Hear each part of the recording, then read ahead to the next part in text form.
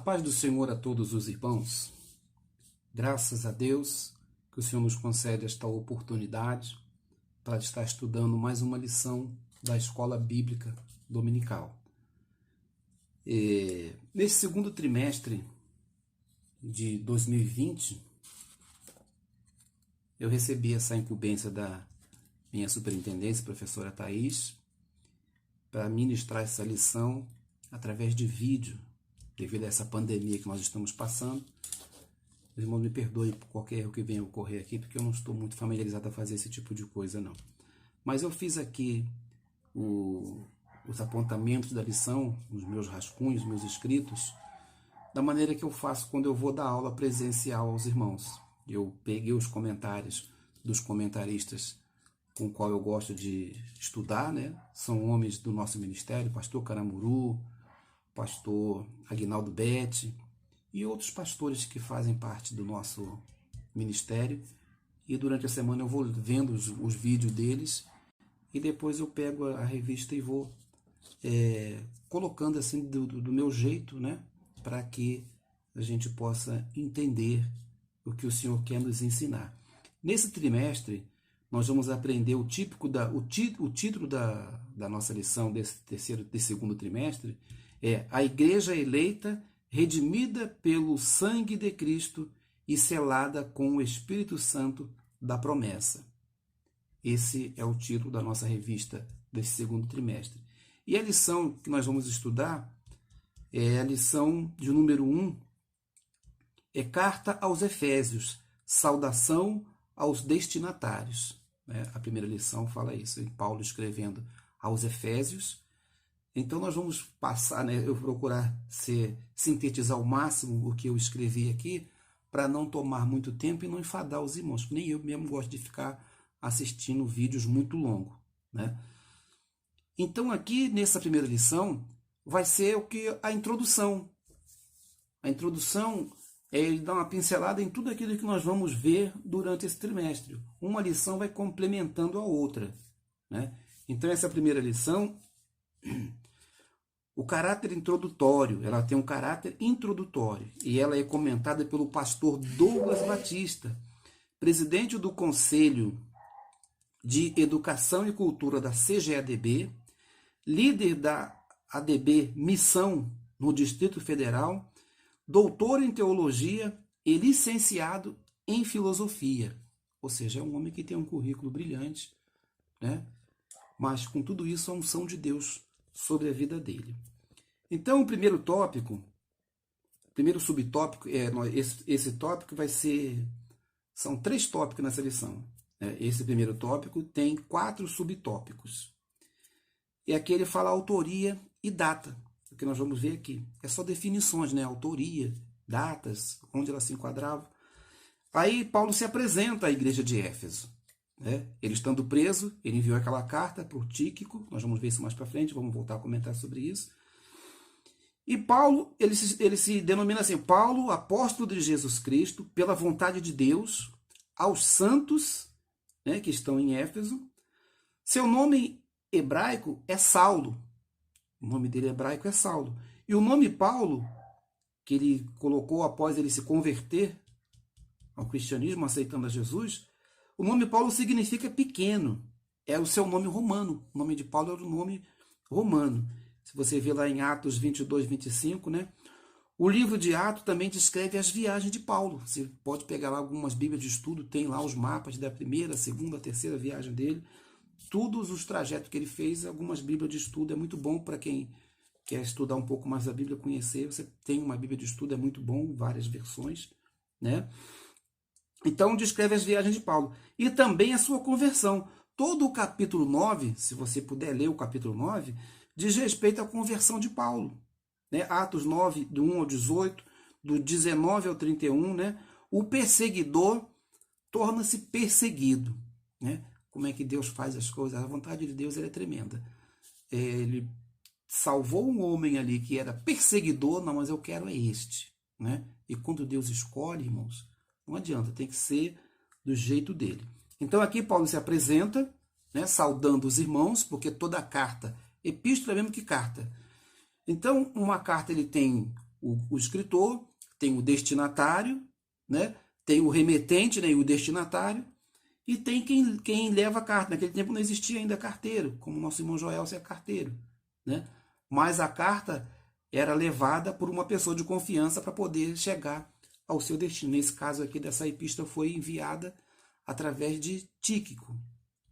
O tópico 2, segundo tópico, né? O subtópico 2, a assinatura apostólica. A assinatura é o quê? A pessoa quando assina, né, com a sua assinatura única, que é para dar veracidade a aquele documento que ele está enviando.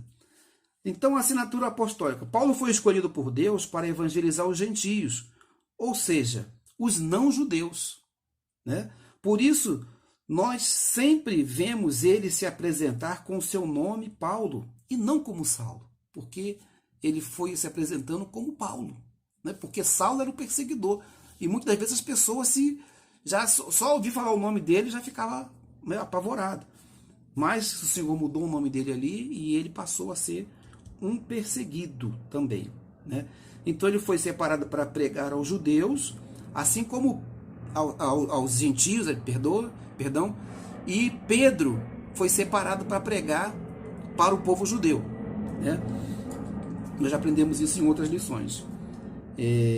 Então Paulo se apresenta com seu nome, Paulo, e não como Saulo. É bom frisarmos que ele foi escolhido por Deus e não pelos homens, né? Sendo escolhido por Deus, ele estava dentro de um chamado, né? Foi separado, capacitado e enviado. Então ele estava dentro de um chamado de Deus. Por isso que a gente vê muitas das vezes as circunstâncias sendo desfavoráveis a ele. Ele sofreu um naufrágio que era para todos morrerem, foi picado por víbora, mas se Deus... Olha, irmãos, é como muitos de nós que já passamos por situações difíceis, enfermidades, tem irmãos aqui como eu também, que já tivemos enfermidades que às vezes para muitos não tem cura, né? Acidente que a pessoa sofre e às vezes morrem pessoas do seu lado e essa pessoa não morre, né? Se a pessoa ainda está aqui, eu creio que se eu ainda estou aqui é porque Deus quer que eu faça ainda alguma coisa, e não é diferente com você. Se Deus tem um chamado para a minha vida, ainda tem coisas que eu preciso fazer na obra de Deus, que por isso que eu ainda estou aqui. E eu creio que você também que está me assistindo aqui, você crê nisso, né? Quantas situações você já passou? Recentemente agora o nosso irmão Agostinho passou por um vale da sombra da morte. O nosso irmão Rubens já passou por situação difícil, irmã Valdenice, mas nós aqui estamos ainda. Então Deus ainda tem coisas para nós fazermos. E com Paulo não foi diferente. Ele passou por toda aquela situação, né? Sofreu naufrágio, sobreviveu e continuou ali no caminho, no foco. Ele passou por tudo isso em direção ao céu, né? Então ele sabia que ele tinha que fazer a vontade de Deus. Ele estava dentro do chamado. Ou seja, ele estava no centro da vontade de Deus, que é o melhor lugar para todo cristão, para todo crente estar. É no centro da vontade de Deus, né? Romanos 12:2 fala que a vontade de Deus ela é boa, perfeita e agradável, né? Embora a gente estando mesmo fazendo a vontade de Deus, irmãos, não quer dizer que vai ser tudo mil maravilhas, não. Não. A gente pode observar isso pelos nossos pastores, pelos nossos dirigentes, pelos nossos regentes, né? É um bombardeio terrível. É uma guerra terrível. Você fazer a vontade de Deus, fazer a obra de Deus, estando no chamado de Deus. O inimigo ele usa até mesmo o nosso amigo do lado, o nosso irmão do lado, muitas das vezes que não vigia, dá lugar à carne, às vezes é ao cão mesmo, para poder, muitas das vezes, nos entristecer nessa trajetória. Ao invés de nos ajudar, muitas das vezes acaba até nos entristecendo, nos atrapalhando. Mas nós não podemos nos deixar levar por essas circunstâncias, devemos prosseguir, né? Por quê? Porque a vontade de Deus é boa, ela é perfeita e agradável, né? O terceiro subtópico, uma epístola da prisão. Uma das epístolas da prisão que Paulo escreveu, essa que nós estamos vendo aqui aos Efésios, né? Porque também existem outras epístolas que ele escreveu da prisão, né? Além da carta aos Efésios, ele escreveu também aos Filipenses, aos Colossenses, Filemon, né? tendo sido Tíquico, né, como portador dessa epístola, que está lá em Efésios 6, 21, né? Aí ele dá aqui, ó, depois 61 a 62 depois de que está na revista, que vocês não têm também, eu também não tenho.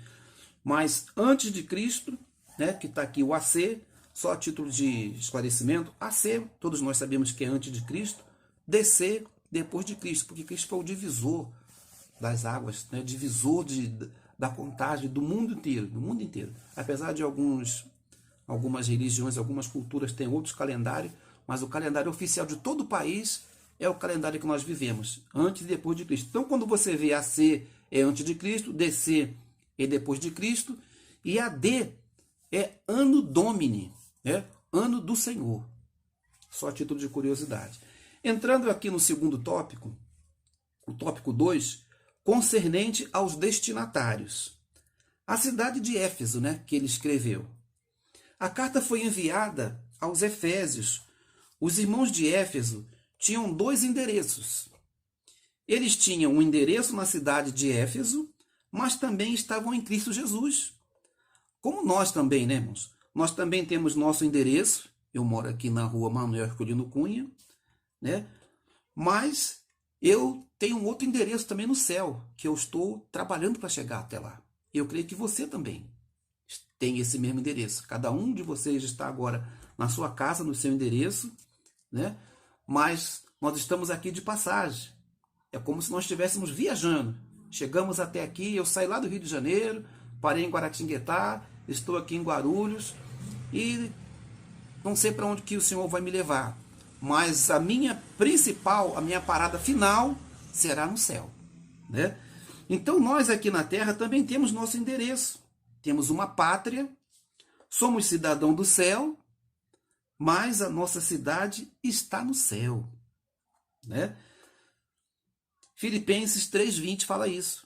A nossa cidade está no céu. Aqui ele descreve a cidade, né? A descrição da cidade de Éfeso.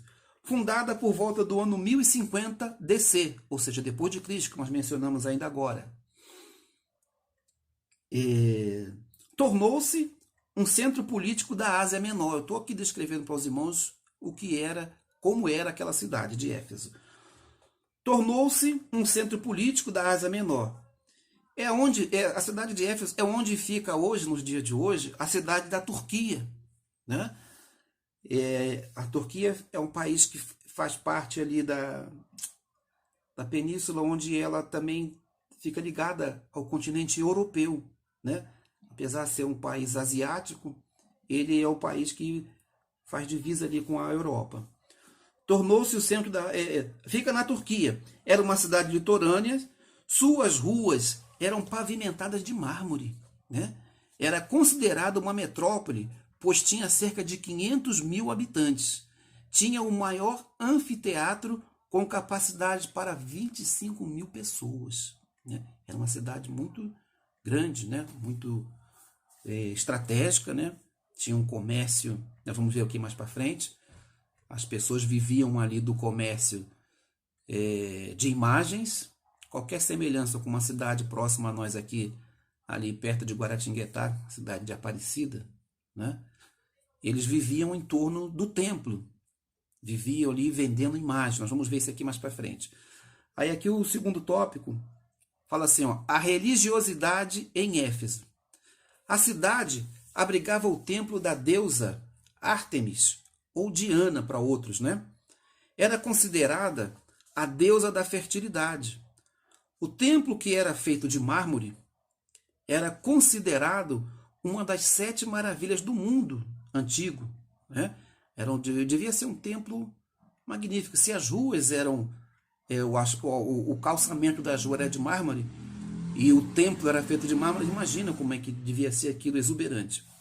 A cidade dependia muito do turismo, pois era muito visitada por causa do templo, né? É como a Aparecida. A Aparecida do Norte recebe milhares de visitantes o ano inteiro. Eu morei um tempo ali na cidade de Guaratinguetá, que é vizinha, né? E a maior fonte de renda da cidade era o comércio de nichos. Nichos aqui não é os nichos que o irmão Cícero põe nos banheiros, que eu já trabalhei com ele várias vezes, aqueles nichos que põe dentro do box. Não, os nichos nada mais era que tipo uma capelinha onde se fazia, onde se colocava ali a imagem do santo, né? Se a gente lembrar aqui no nosso Brasil, a herança dos portugueses, cada casa de católico tinha um oratório. Talvez alguns irmãos saibam disso, que já foi católico. Um oratório nada mais é que uma casinha, né? Aqui no nosso país era uma casinha de madeira, e ali se colocava os ídolos ali dentro. Eu lembro que a minha tia tinha ali um oratório, e ali tinha várias imagens, tudo ele apertada naquele cubículozinho ali, e ela sempre se ajoelhava ali para fazer as suas rezas, né? E aqui nessa cidade de Éfeso, eles viviam da confecção desses nichos, né? Só que não era de madeira como aqui, era nichos de prata, vendido no templo. Por isso que os moradores foram alarmados com a pregação de Paulo. Vocês imaginem Paulo chegando na cidade, trazendo novidade, que eram as boas novas da palavra de Deus, e condenando a idolatria, batendo pesado nos cultos idólatras. Os comerciantes dali ficou em polvorosa, né? Por quê? Olha, esse camarada está trazendo uma doutrina aí dizendo que Diana não é deusa, né? Que Ártemis não é deusa, né? E onde vai os nossos lucros? A gente não estava preocupado se o povo estava defendendo ali a idolatria, não. A preocupação com eles não era com o templo, era com o lucro deles, né? Se a pessoa está aí fazendo coisas erradas, indo em direção ao inferno, não é problema deles, o que era é o meu lucro, né? Mas Paulo não, Paulo estava pregando a verdade e muitas pessoas estavam se convertendo, irmãos. Por que as pessoas estavam ali dessa maneira, não querendo entender a mensagem de Paulo, não querendo aceitar a mensagem de Paulo? Porque o Deus deste século cegou o entendimento das pessoas, para que não enxerguem o óbvio, né? Os comerciantes não queriam que o povo enxergasse a miséria espiritual na qual eles viviam, né? Eram como se fosse gato. Não, isso aqui é o meu lucro, esse povo pode continuar aqui se embriagando, não tem problema, né? Os cultos eram idólatras, havia prostituição nos cultos deles, que era a deusa da fertilidade. Eu não vou entrar nesse detalhe, nós já estudamos isso em outras lições, onde havia os prostitutos e as prostitutas, né? Consagradas ali no templo para praticar esses atos espúrios ali. Então, quando Paulo fundou a igreja ali, começou a pregar a palavra de Deus, né? Muitas pessoas realmente foram, como aconteceu com Paulo, caiu-se as escamas dos seus olhos, né? Uma linguagem metafórica, a cegueira espiritual na qual eles viviam, né? Caiu dos olhos deles. É como se a pessoa despertasse de um transe, né? Quando ouviram a palavra de Deus e a palavra entrou no coração através do Espírito Santo, a pessoa, nossa Deus, eu preciso ser salvo, eu preciso deixar essa vida de idolatria. E ali as pessoas estavam se convertendo, né? Apesar de todo a situação da cidade viver dentro da idolatria, haviam ali pessoas que, né, deram ouvido à palavra de Deus. E eu lembro que quando eu fui morar em Guaratinguetá, nós de vez em quando íamos na cidade de Aparecida, né? E eu ficava olhando, e sempre o ano inteiro, mas o foco mesmo é no mês de outubro, que é o dia 12 de outubro, que é o dia da padroeira, e muita gente dentro daquela cidade, né? Eu também, quando era católico, ainda rapaz, eu estive algumas vezes ali, e as pessoas, realmente, é como a palavra de Deus diz, ela está cega.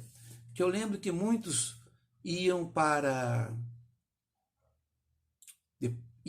passavam na basílica, fazia ali as suas rezas, as suas preces, e depois ia encher a cara nos botecos, nos restaurantes da cidade, e às vezes até na hora da gente ir embora tinha que ficar esperando, procurando os romeiros, né?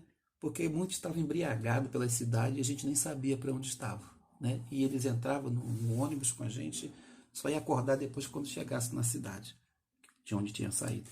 Por quê? Porque o Deus deste século cegou o entendimento, né? O tópico 3, a igreja de Éfeso.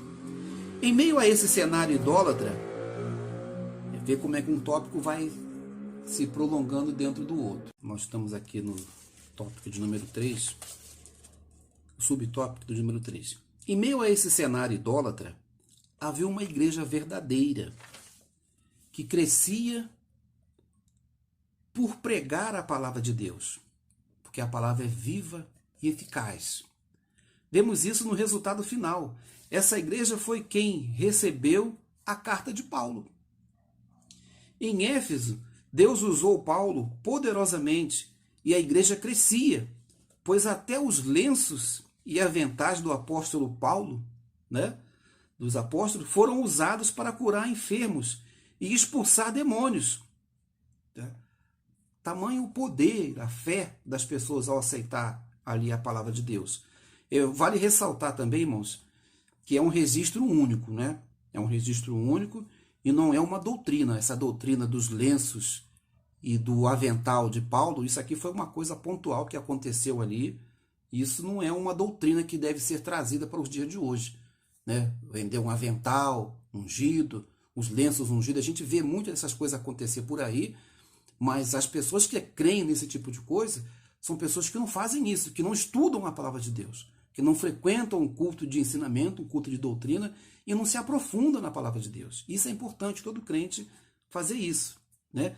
É um registro único e não é uma doutrina usar lenços e aventais. É preciso estudar o texto dentro do contexto, né? Esse texto onde está inserido aqui esse uso do avental e do lenço, né, dos apóstolos para fazer milagre, foi só nesse contexto aqui. Você não vai ver em nenhum outro lado da Bíblia usando esse tipo de artifício, né?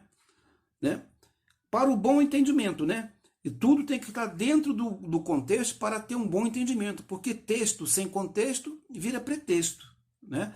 Por isso que é bom também para nós que estudamos a palavra de Deus e quer conhecer um pouco mais, é ter bons materiais, né? Bíblia de estudo, eu tenho aqui, né, a minha Bíblia de estudo arqueológica NVI, que foi meu pastor que me deu, né? Tenho também uma Bíblia aqui da Central Gospel, que foi a Emanilzete quem me deu, também são fontes muito boas.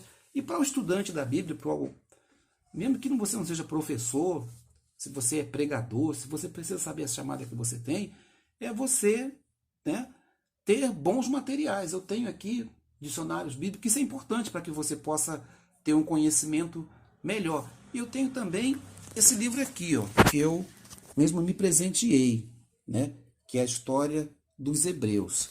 É só para que vocês possam, né, ver esse tipo de coisa. Se você puder adquirir também, ler, é muito bom para aumentar o seu conhecimento, né? Então é bom ter Bíblia de estudo, né, várias versões, para que você possa, às vezes você está lendo uma versão e tem palavras que você não entende, se você pega uma versão atualizada, você consegue entender, né? O quarto subtópico aqui fala sobre a saudação epistolar, que está na leitura bíblica em classe da nossa revista, né? Sendo a Bíblia,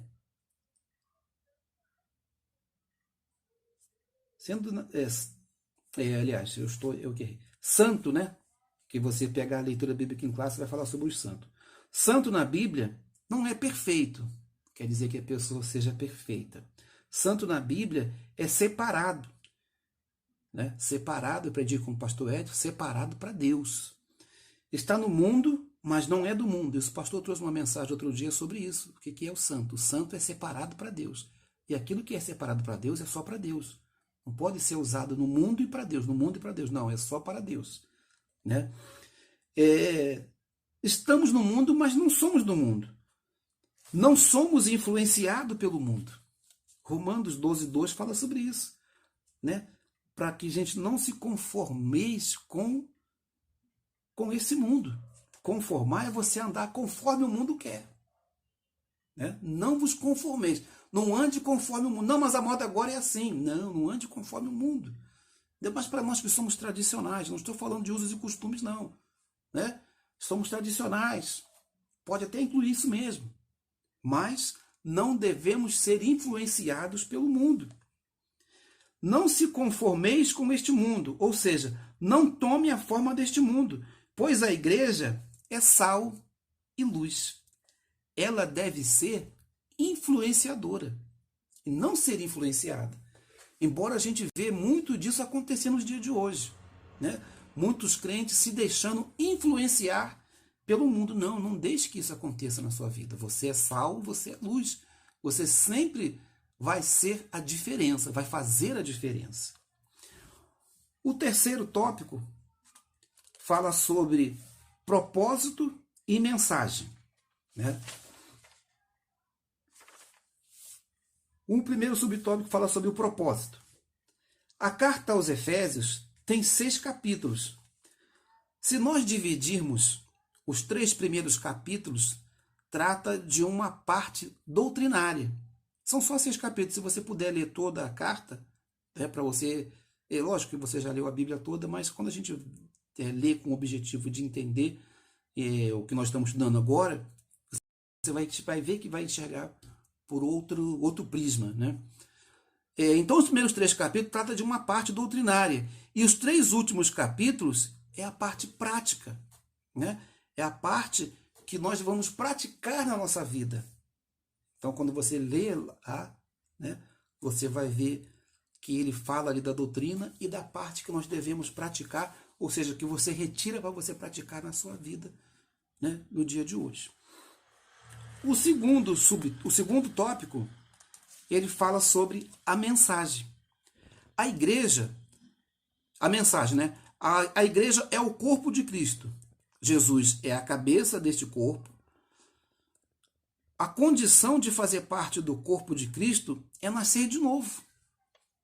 Para fazer parte do corpo de Cristo, ou seja, para fazer parte da igreja, é necessário nascer de novo. Foi o que Jesus explicou a Nicodemos lá em João capítulo 3, o verso 5.